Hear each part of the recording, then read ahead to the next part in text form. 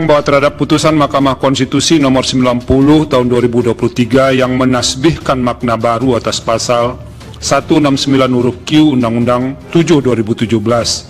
Saya Hakim Konstitusi Saldi Isra memiliki pendapat atau pandangan berbeda atau dissenting opinion.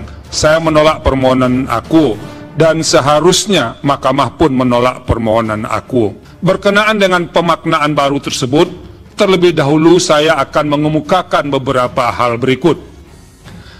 Bahwa berkaitan dengan pemaknaan baru terhadap norma pasal 169 huruf Q Undang-Undang 7 2017 tersebut, saya bingung dan benar-benar bingung untuk menentukan harus dari mana memulai pendapat berbeda ini. Sebab sejak menapakkan kaki sebagai Hakim Konstitusi di gedung mahkamah ini pada tanggal 11 April 2017, baru kali ini saya mengalami peristiwa aneh yang luar biasa dan dapat dikatakan jauh dari batas penalaran yang wajar. Mahkamah berubah pendirian dan sikapnya hanya dalam sekelebat. Kita tahu benar itu. Kita tahu benar. Bila Pak Saldi ini orang yang taat pada azas, pada aturan, dan tidak menguntungkan kelompok tertentu. Putusan MK telah memporak-porandakan demokrasi yang mestinya bisa kita jaga. Bukan malah menerusaknya permohonan gugatan yang diajukan Almas. Disangsikan sebagai gugatan independen, melainkan penuh kepentingan. Indonesia tanah air beta, pusaka abadi nan jaya. Putusan MK yang mengabulkan gugatan terutama soal usia 40 tahun atau pernah atau sedang menjabat sebagai kepala daerah membuat banyak orang syok, tidak percaya. Ya, bukan cuma kita saja yang dibikin pusing dan bingung tapi bahkan seorang Hakim MK pun dibuat bingung loh. Salah satu Hakim MK yang bernama Saldi Isra mengakui ada peristiwa aneh dalam putusan perkara 90 PUU 21/2023 tentang gugatan batas usia Capres-Cawapres. Untuk informasi, perkara inilah yang kemudian diloloskan dan membuat Gibran jadi trending topik karena peluangnya jadi cawapres akhirnya terbuka lebar. Ya, sejak menapakkan kaki sebagai Hakim Konstitusi pada 11 April 2017 atau sekitar 6 tahun yang lalu, baru kali ini saya mengalami peristiwa aneh yang luar biasa, kata Saldi saat membacakan dissenting opinion dalam ketiga putusan sebelumnya. Para Hakim MK menyebut gugatan pemohon merupakan ranah pembentukan undang-undang. Ya kan, pertanyaannya, apakah Mahkamah pernah berubah pendiri?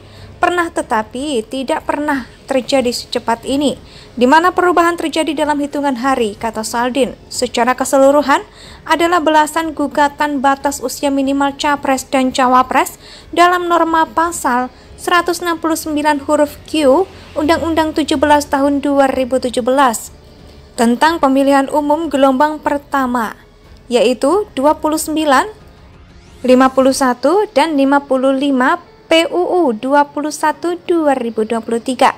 Keanehan yang dimaksud adalah dalam rap permusyawaratan hakim untuk memutus perkara gelombang pertama ini, Ketua MK Anwar Usman tidak ikut memutus perkara, tapi dalam perkara gelombang kedua, yaitu perkara 90 PUU 21/2023 dan 91 PUU 21/2023, Ketua MK Anwar Usman ikut memutus dalam perkara tersebut dan mengubah posisi para hakim yang dalam gelombang pertama menolak menjadi mengabulkan Anwar Usman adalah adik ipar Jokowi. Lah pertanyaannya, apakah ini sebuah kebetulan 3 gugatan awal ditolak oleh MK, tapi gugatan yang satu ini kok bisa lolos?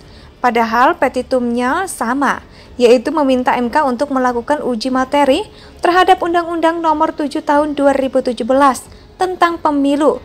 Namanya juga sudah dianggap sebagai settingan untuk meloloskan orang yang digadang-gadang bakal dijadikan sebagai cawapres. Apapun terkesan dipaksa, akan digolkan demi sebuah ambisi politik yang sedemikian besarnya rakyat hanya bisa mengelus dada dan menghela nafas berat melihat akrobat politik yang ugal-ugalan ini. Tanpa bisa berbuat apa-apa, MK saat ini berhasil membuat sejarah sebagai lembaga yudikatif yang disorot gila-gilaan. Tapi saya ada dapat selentingan kabar kenapa ini bisa terjadi. Sebenarnya mengerikan sih, sekaligus miris. Tapi karena tidak yakin dengan kebenarannya, untuk sementara diam dulu deh soal ini. Ya, kalau memang benar akan ada waktunya dibongkar, tapi saya rasa ini masuk akal. Kadang apa yang terlihat di depan mata beda jauh dengan apa yang terjadi di balik layar. Ya, itulah politik sebelumnya. 3 mantan hakim MK tidak setuju gugatan usia Capres-Cawapres. Nah, yang pertama adalah mantan hakim MK Jimli Asidiki.